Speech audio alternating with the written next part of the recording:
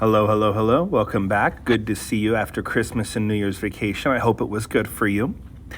Today we're going to be talking about a couple of different types of equations, and these are equations that we have seen before, right? Linear equations and exponential equations. I'd like to start with this equation here that's on the screen, and I do see this green line that is going to be drawn in this graph. Our goal is to be able to find the y-intercept and the slope and be able to write the equation for this. Our equation is going to look like y equals mx plus b, and we're going to need to find numbers from this line that we're going to plug into this equation. So I'd like you to go ahead and take a second and type in what the y-intercept is and the slope is on this equation. The video is going to pause. I'd also like you to go ahead and type in what the equation is, okay? All we have to do is figure out two numbers, substitute it in for m and for b. All right, so looking at the y-intercept, our y-intercept is going to be where it crosses the y-axis, right? So I am going to look at the number 1 right here, and this is going to be my y-intercept, that positive 1. I'm looking at my slope. My slope is going to be my rise over run as I look from getting from one pretty point to the next pretty point. In this case, I chose this one, and I see that I went up 3 over 1. So 3 over 1 is going to be my slope. That means that it simplifies to the number 3. I could have also gone up 3 over 1 from here. It's kind of your choice on which one you do. Like, I'm not going to complain. As long as you go from one pretty point to the next, we're going to be good. When it comes to writing the equation y equals mx plus b, m stands for slope.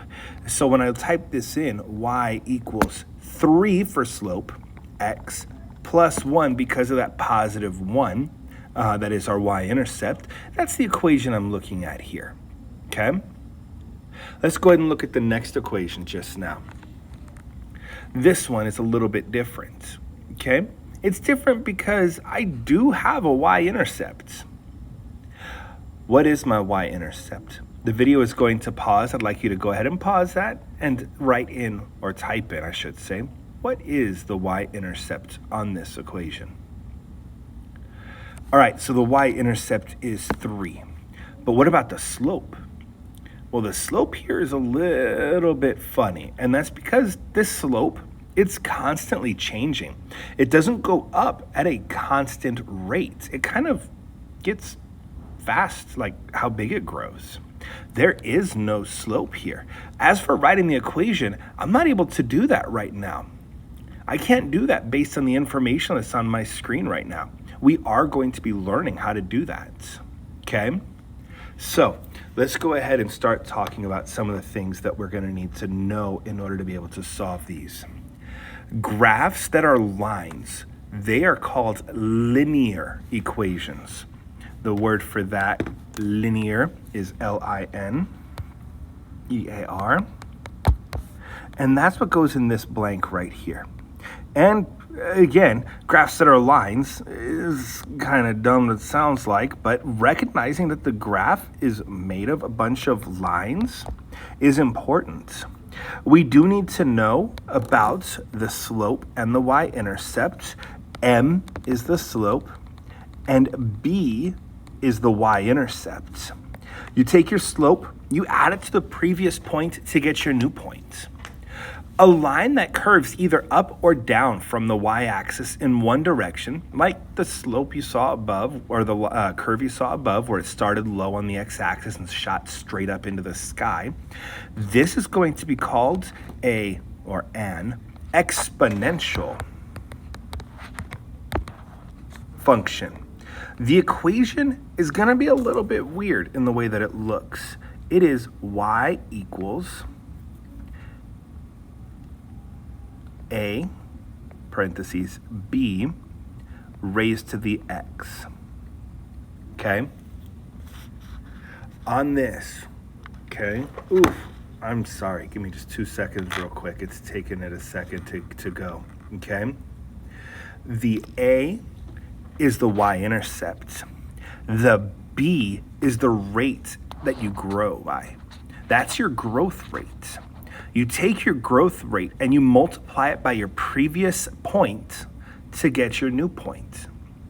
That means that if we're multiplying points, like if the point was 1, and then it jumped to 3, that was a times 3 kind of motion.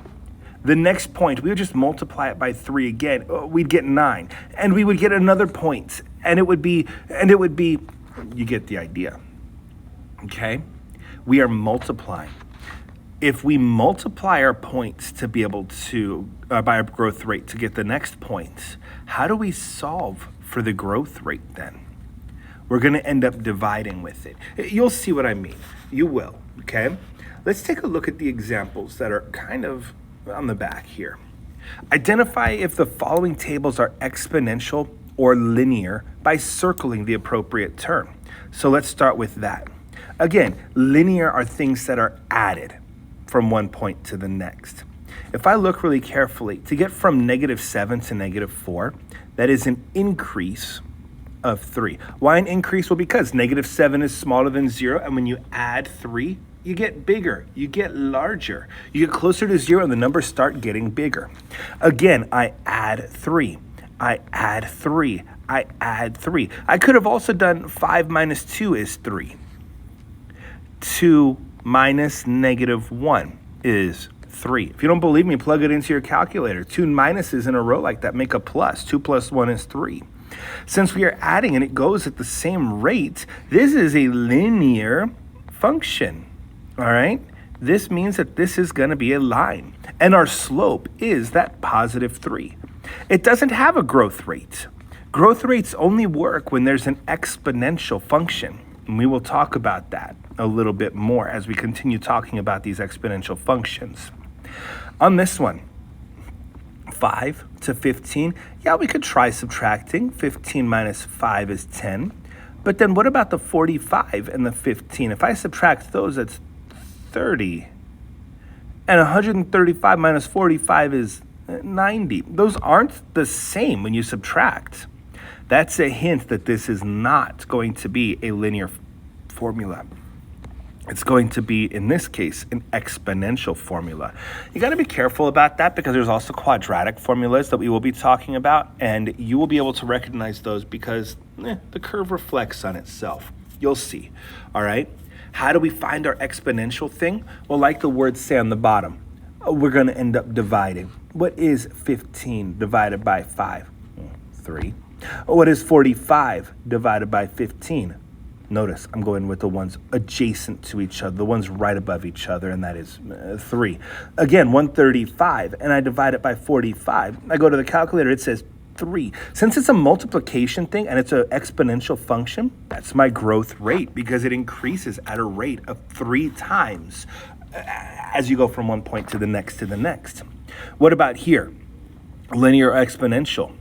All right, 1 to 3, 3 to 9. 9 to 27, 27 to 81. Look, does it add by the same number every time, or does it start getting really big, really fast? It is going to be a multiplication kind of thing here. It is exponential. And I can check and see what it is. 81 gets divided by a number to find our rates. What is 81 divided by?